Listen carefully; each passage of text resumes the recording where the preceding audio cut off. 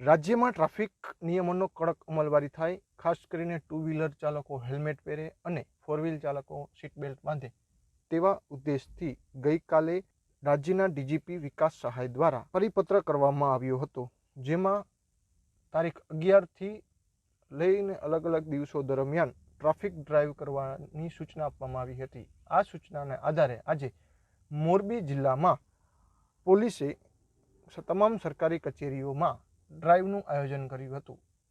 જિલ્લા કલેક્ટર કચેરી ખાતે આજે અલગ અલગ વિભાગના કર્મચારીઓને દંડ ફટકારવામાં આવ્યો હતો, જેમાં સીટ બેલ્ટ ન પહેરનાર અને હેલ્મેટ ન પહેરનાર વાહન ચાલકોને દંડ ફટકારવામાં આવ્યો હતો. પ્રાથમિક માહિતી મુજબ આ કચેરીમાં 30થી વધુ કર્મચારીઓને દંડ ફટકારવામાં આવ્યો છે, તેમજ આગામી દિવસોમાં પણ તંત્ર દ્વારા આ કામગીરી કરવામાં આવશે તેવી તાકીદ પણ કરવામાં આવી છે.